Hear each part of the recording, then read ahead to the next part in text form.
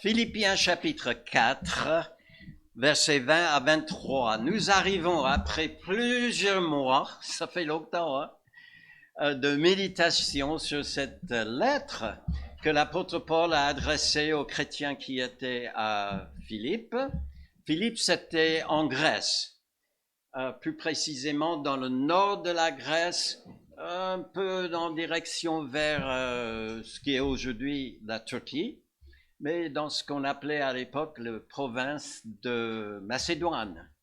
C'était une ville importante. D'ailleurs, c'était une ville où les gens, ils étaient très très fiers de penser que nous sommes romains. Il y avait apparemment beaucoup d'anciens combattants qui avaient mené la guerre pour Rome, pour l'Empire, qui, au moment où ils prenaient la retraite, ils se sont installés là. Alors, il y avait cette fierté qui régnait dans la ville de se considérer presque comme plus romains que les habitants de Rome. Et c'est là où Dieu a décidé, dans les circonstances très difficiles, de faire connaître l'Évangile, la bonne nouvelle que Jésus-Christ est sauveur. Et il y a eu des conversions, il y avait une église qui s'est constituée là, et puis des années ont passé, il y avait à peu près 10 ans, entre-temps, l'apôtre Paul lui-même, qui voyageait à l'époque, il était arrêté.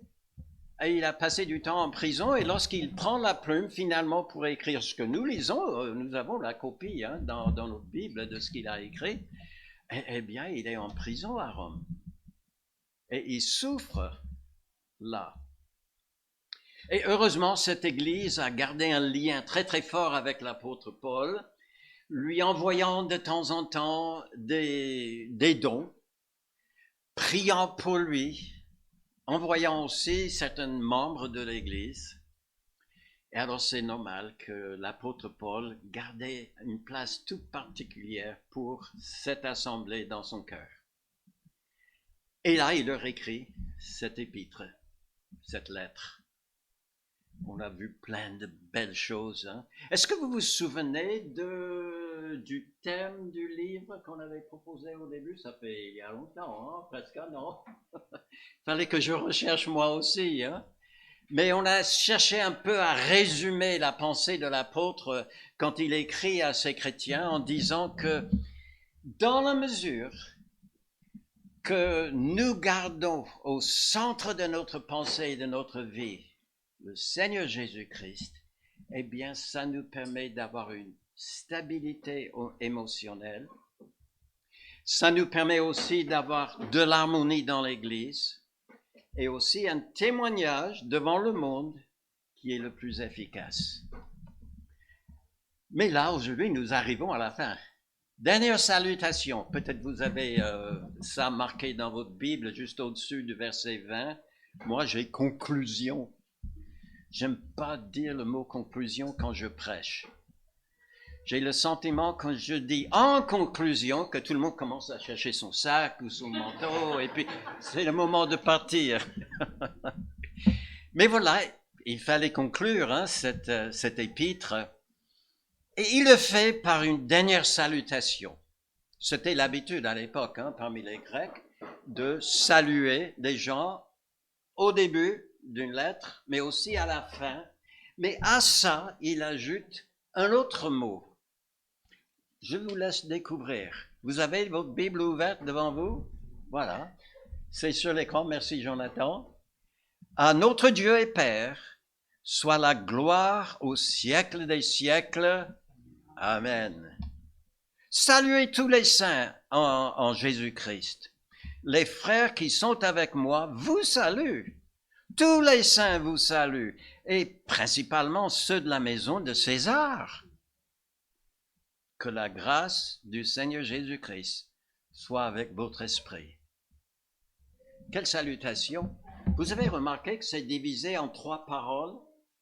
Il y a dans un premier temps une parole concernant Dieu le Père. Deuxièmement, il y a une parole par rapport aux saints. Et puis, il y a un mot personnel de la part de Paul à la fin. Et j'aimerais tout simplement voir ça assez rapidement avec vous ce matin. La première parole, c'est concernant Dieu, le Père. Il dit ceci: à notre Père, Dieu et Père, soit la gloire au siècle des siècles. Et vous avez dit Amen. Vous avez raison de le dire. Paul le dit, mais il parle de notre Dieu et Père. Ce n'est pas deux personnes différentes, hein? C'est deux mots qui sont employés pour notre Dieu. Il est appelé Dieu, il est aussi appelé Père.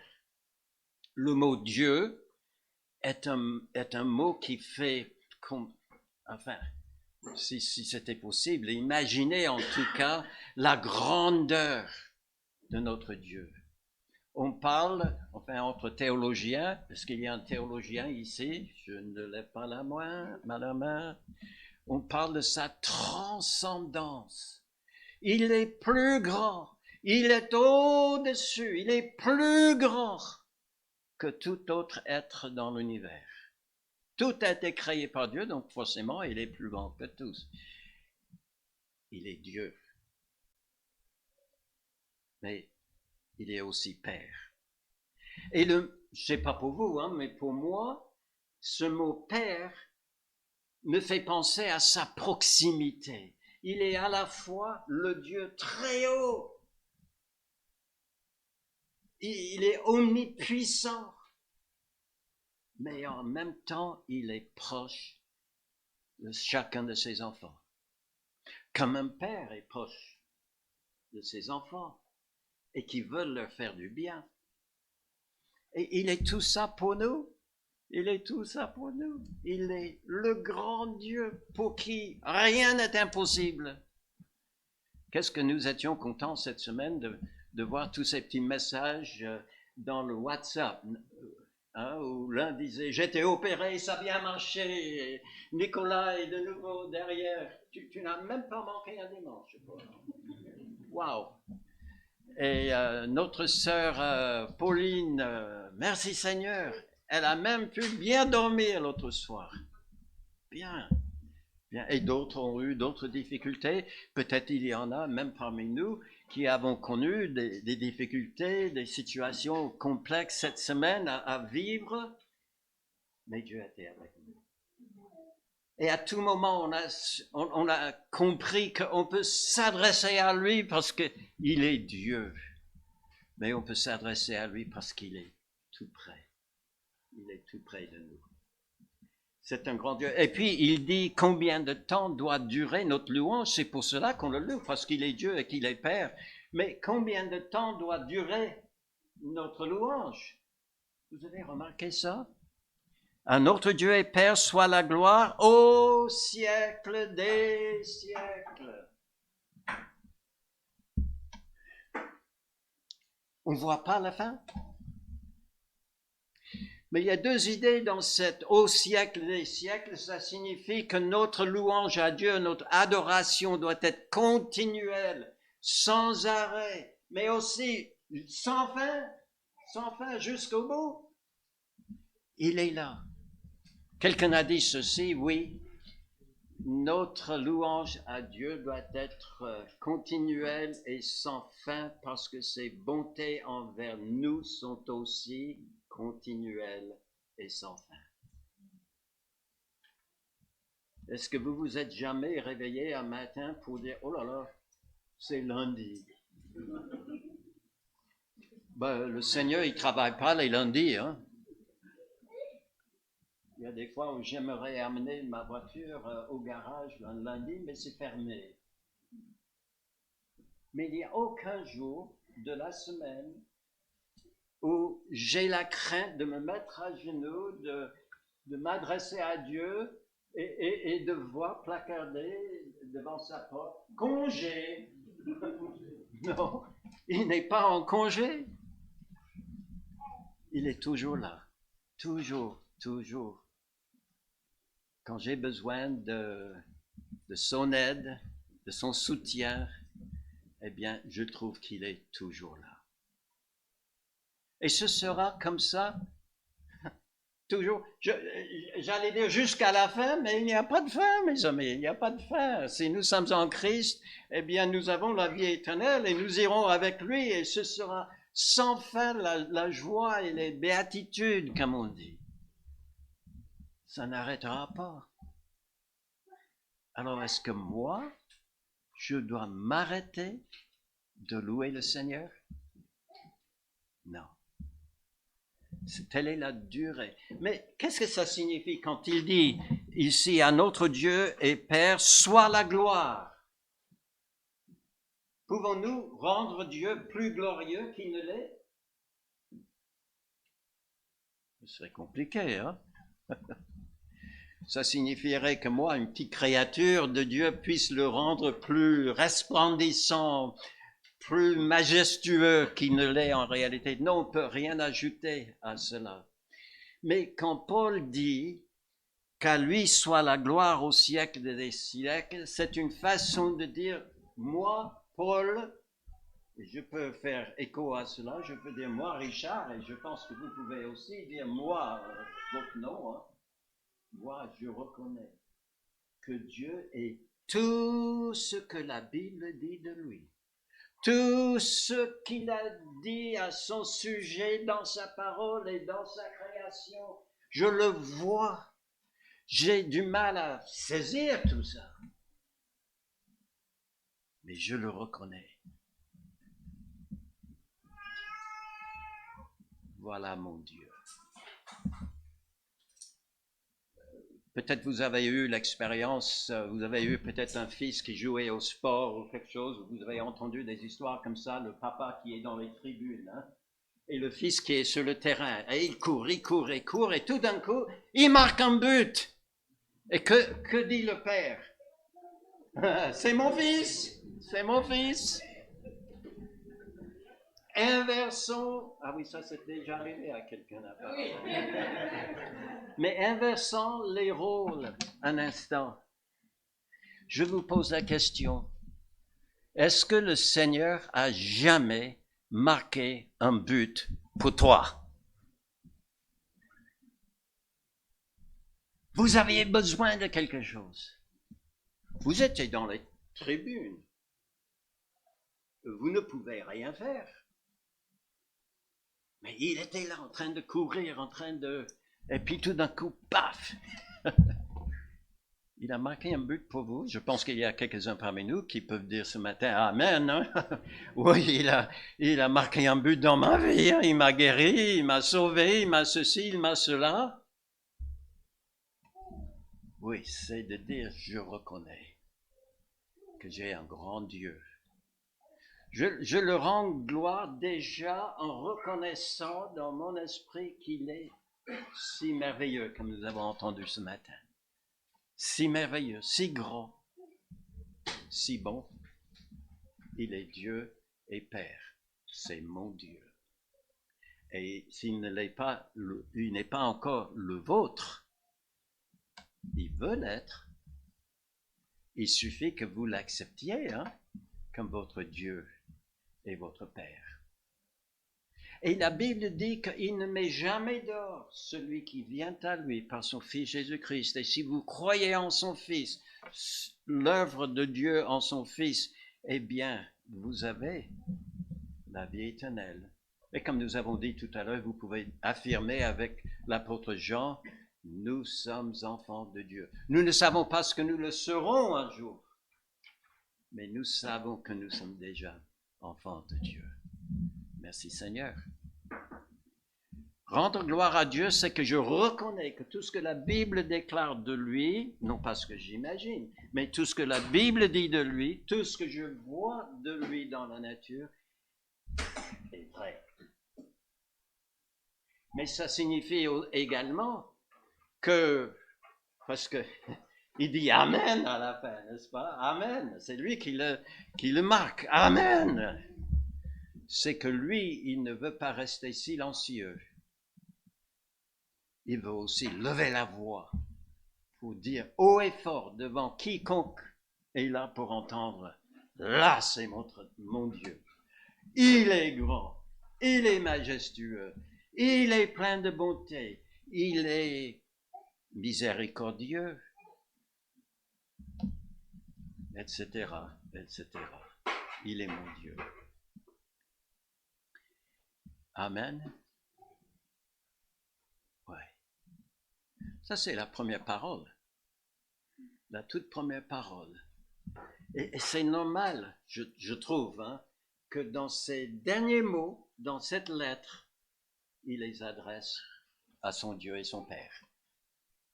Mais il ne reste pas là. Le deuxième mot, c'est par rapport aux saints. Et qu'est-ce qu'il dit dans la suite? Il dit, saluez tous les saints en Jésus-Christ. Les frères qui sont avec moi vous saluent. Tous les saints vous saluent, et principalement ceux de la maison de César. J'aime bien ce petit chant qu'on fait pour reconnaître nos visiteurs. Hein?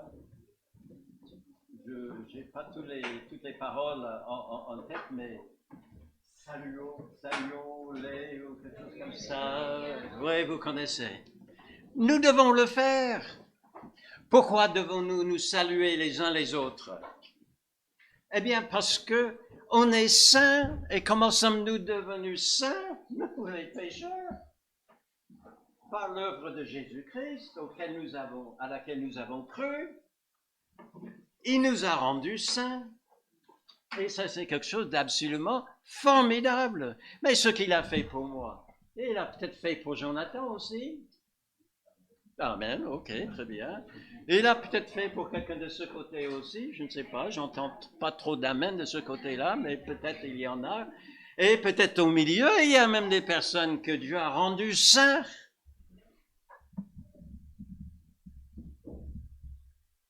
Il y a quelque chose que nous avons chanté dans le dernier chant, là, qui parlait de le plus grand miracle, c'est d'imaginer que je fais ta joie.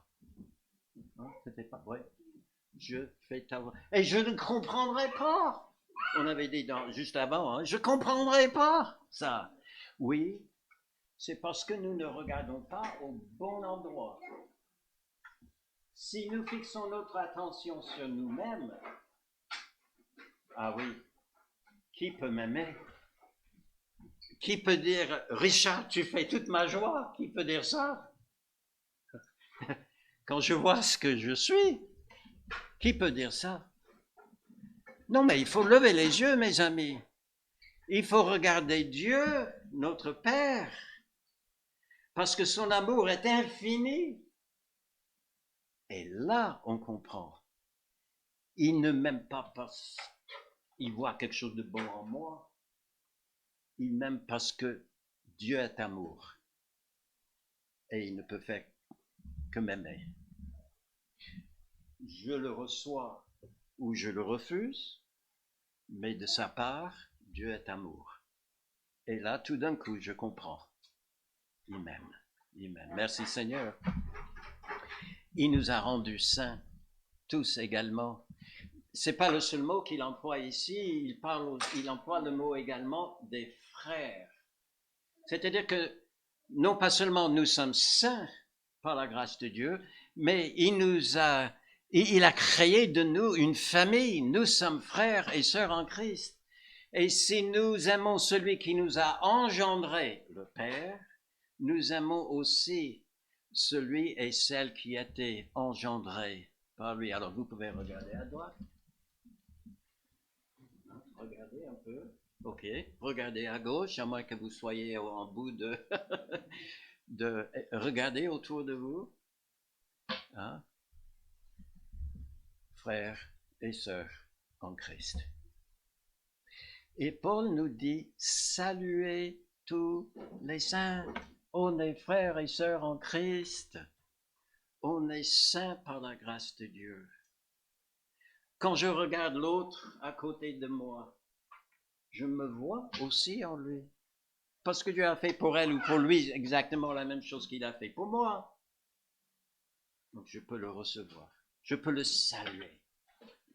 Et j'apprécie le fait, c'est pas le cas dans toutes les églises ici, mais je remarque ici que dans cette église, à moins que quelqu'un ait vraiment un besoin important, qu'après le culte, je remarque que souvent, on reste, on reste, on reste. On dit bonjour, comment vas-tu?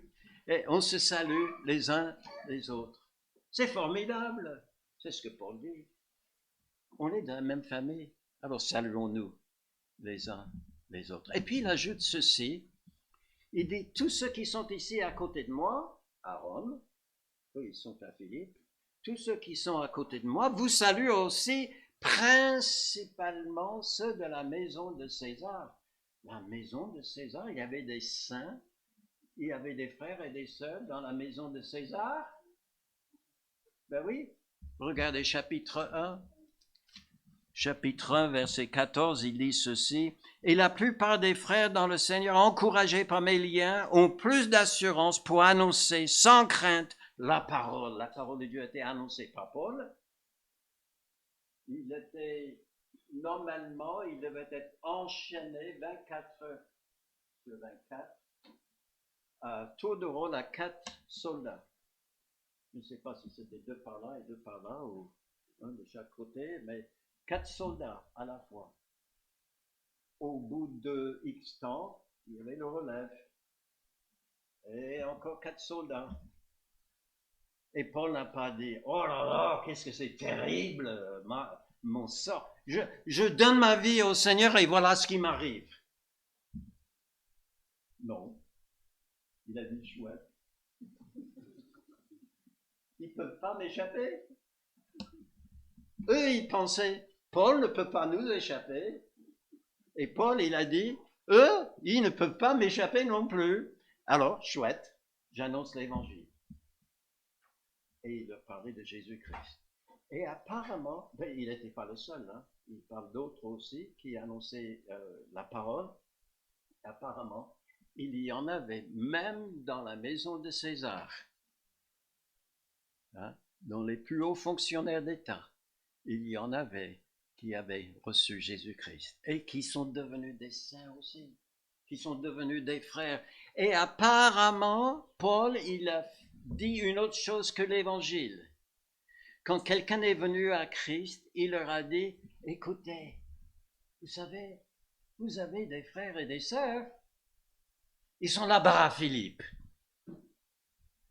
Si bien que il pouvait transmettre des salutations, même de ceux qui étaient de la maison de César. Et il dit pas seulement ça, il dit principalement. Pourquoi il dit ça? Est-ce que les salutations des uns sont meilleures que les salutations des autres? Non. Mais ça, de le dire comme ça, signifie que pour ceux qui étaient à Philippe, c'était super important. Je ne sais pas si vous vous souvenez de comment l'Église est née à Philippe. C'était dans la persécution. Paul et Silas étaient jetés en prison et ils devaient partir laissant son guide spirituel, hein, le petit troupeau qui était là. C'était très compliqué pour eux. Et donc, persécutés, des chrétiens persécutés là, mais aussi fiers. On est des Romains. Mais d'entendre dire donc par la suite, vous savez, vous êtes loin, vous êtes là-bas à Philippe, dans les plus lointaines provinces de l'Empire, mais vous êtes connus et vous avez des salutations de la maison de l'empereur. C'est formidable, hein? Ça a dû les remonter, hein? De penser que, on est connu. Vous savez que tout le monde cherche l'approbation de ses frères et de ses sœurs. Hein? Et dans une église, on veut croire qu'on est tous acceptés, aimés, appréciés. Mais nous avons besoin de l'exprimer. Nous avons besoin de le dire aux autres. Alors, si en partant aujourd'hui, vous voyez qu'il y a quelqu'un qui reste un petit peu dans un coin, un peu minougue et triste ou quelque chose comme ça, allez le voir. Allez parler. Dis, frère, sœur, nous sommes un en Jésus-Christ. Je suis ton frère. Et Nous devons le faire. Nous devons le faire. Quand bien même l'autre peut s'appeler Évodie ou Saint-Tiche. Vous vous souvenez de ces deux sœurs là, qui Paul disait, saluez-vous les uns les autres. Quand bien même l'autre ne partage pas tous vos avis sur la vie chrétienne. Parce que Paul, dans le chapitre 2, il avait donné beaucoup de recommandations à cette église. Et puis il ajoutait, s'il y en a qui ne partagent pas mon avis, eh bien, Dieu va les éclairer aussi. Il avait cette confiance dans le Seigneur. Mais malgré tout, oui, on peut avoir chacun ses opinions sur des choses et des autres. Il peut y avoir des moments difficiles, mais nous devons nous saluer les uns les autres parce que, dans le fond, on est tous quoi? Des pécheurs sauvés par la grâce de Dieu. Il nous aime, et si Dieu peut m'aimer, qui suis-je moi pour retenir mon amour de la sœur, du frère qui est à côté de moi? Aimons-nous les uns les autres. Saluons-nous les uns les autres. C'est tellement important dans une église. Et puis, le dernier mot, c'est un mot personnel de sa part, parce qu'il dit dans le dernier verset, que la grâce du Seigneur Jésus-Christ soit avec votre esprit. Ça, c'est son vœu, son désir pour cette église. Que la grâce du Seigneur Jésus soit avec votre esprit. Mais pourquoi avec notre esprit? Pourquoi pas dire que la grâce de Dieu vous accompagne dans la vie, dans tout ce que vous faites tous les jours? Oui, c'est important aussi. Mais vous savez, il est possible quelquefois de faire le bien à contre-cœur. Hein? Ouais. Et nous ne voulons pas que dans notre vie ou dans notre église, nous soyons, comment dirais-je, des chrétiens de façade. Hein? Ah oui, si on regarde ce que je fais, tout semble être bon. Mais si on pouvait ouvrir mon cœur. La Bible dit à un moment donné dans l'Ancien Testament, l'homme regarde à ceux qui frappent aux yeux, mais Dieu regarde au cœur. Et il sait. Maintenant, si vous voulez être parfaitement sincère et constant dans votre vie de tous les jours, il faut que le Saint-Esprit travaille non pas seulement à côté de nous, dans nos affaires de tous les jours, mais dans notre cœur. Alors, il dit, le Saint-Esprit, Dieu veut faire quoi? Il dit que la grâce de notre Seigneur Jésus-Christ plutôt, la grâce de notre Seigneur Jésus-Christ soit avec votre esprit. Si nous voulons être des chrétiens conséquents et vraiment aimants, et que nous puissions grandir ensemble en lui, eh bien, nous devons dire, Seigneur, tu as ouvert grand ta porte pour moi, eh bien, j'ouvre la porte de mon cœur à toi. Et je t'invite à venir me regarder là où ça fait peut-être le plus mal quelquefois, mais pour faire le travail de sanctification dans mon cœur. Alors c'est fantastique cette salutation, n'est-ce pas?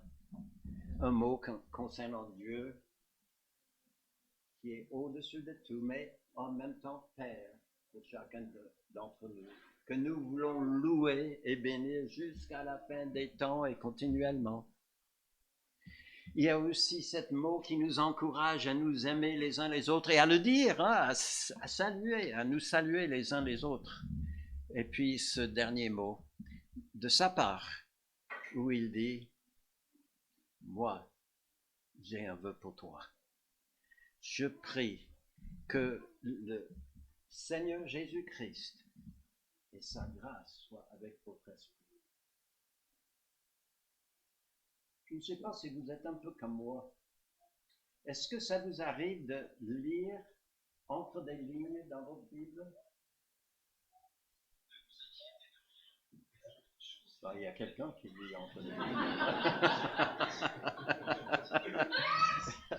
Oui, mais oui, Moi, je suis un peu comme ça. Il me semble qu'il y a une vérité très importante derrière ces trois paroles où nous découvrons que nous avons un grand Dieu qui est Père, où nous avons des frères et des sœurs en Christ, où nous avons des gens qui prient pour nous et notre croissance spirituelle. Bien, il y a une vérité qui compte là. Moi, je ne suis jamais tout seul.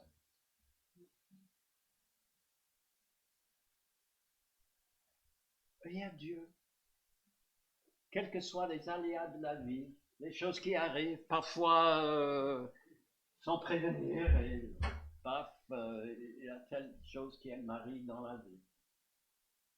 Mais je ne suis jamais tout seul. J'ai un Dieu et un Père à qui je peux faire appel. J'ai des frères et sœurs en Christ qui prient pour moi. Merci Seigneur pour chacun d'entre vous. J'ai aussi un Seigneur qui est en moi et qui me travaille dans l'esprit. On peut dire merci. Ou comme Paul a dit, réjouissez-vous toujours dans le Seigneur. Je le répète, réjouissez-vous. Prions. Notre Dieu, nous te bénissons ce matin pour ta parole. Ces derniers mots de salutation de l'apôtre Paul qui nous donnent une autre optique sur la vie, sur notre vie, ce que nous devons être, Seigneur, pour toi et ce que tu es pour nous. Merci pour notre salut. Merci que tu es encore aujourd'hui et toujours notre Dieu et notre Père, que le Seigneur est tout près de nous pour œuvrer dans notre cœur, que nous avons des frères et des sœurs en Christ sur qui nous pouvons compter aussi. Béni sois-tu au nom de Jésus-Christ. Amen. Amen. Maintenant, c'est notre pasteur qui revient.